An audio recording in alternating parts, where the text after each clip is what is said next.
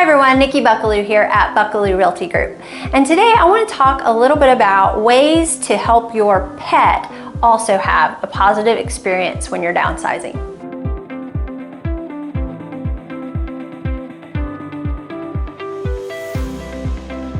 How do you help your pets have a positive downsizing experience? Well, I want to talk about a couple of things, but before I do, let me just remind you that when you say my pet, my dog, my cat, my bird, they're a little nervous about this move, that you might actually be talking about yourself. Many of us are nervous, and it's very natural to be nervous, especially if you're moving to an entirely new environment like a senior living community or out of state or out of town. So is your pet nervous? Maybe, but you probably are a little nervous too. So let's talk about some ways to help you and your pet feel more confident about moving. So if you have access to the new place where you're moving, whether it's a retirement community or a house or maybe even in with family, it's always a good idea to see if you can't go ahead and take your pet with you a few times in advance so that they can get acclimated. It's also a great way to meet some of your new neighbors, because who doesn't like to have a new pet in the building? And people are going to stop and they're going to ask their name, and maybe they won't even ask you your name. It'll be a whole lot easier to meet people when you have your pet with you. The other thing you might do, and this was a suggestion of one of our clients, is after the furnishings have all been moved out of your house that you're living in, take your pet back over there, and particularly if you have a dog.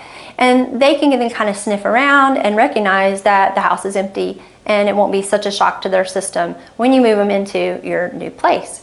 Now, a couple of other little quick things. When you're moving, you're going to have, if you're moving with a move manager, I should say, like our team, there's a day that people come in and help you pack, maybe more than one day. And then there's the day of the movers when they come and load the truck.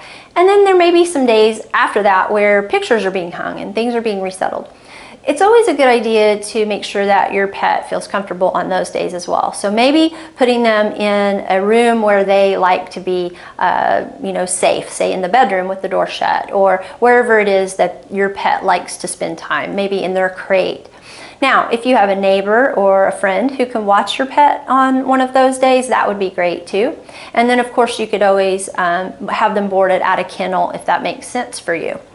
And then of course, setting up the new residents with their bed and their toys and their food and water and all of the things that make them feel comfortable is just as important as your place being set up. So our move management team, they set up your bed and your coffee pot and make sure that you have your toothbrush and your toilet paper. Well, we want to make sure that your pet has its litter box or that it has its favorite toy and squeaky toys. So just let us know if you're working with us on the move, like what is it that you need us to do to make sure both you and your pet have a positive downsizing experience. Now, last but not least, and these are very, you would think that they're easy to remember, but I can't tell you how many people forget. They're going to need a new name tag for their collar.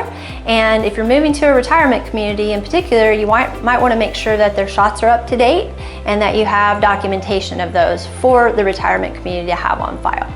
Hope that's been helpful, and until next time, I'm Nikki, and we'll see you on the next video.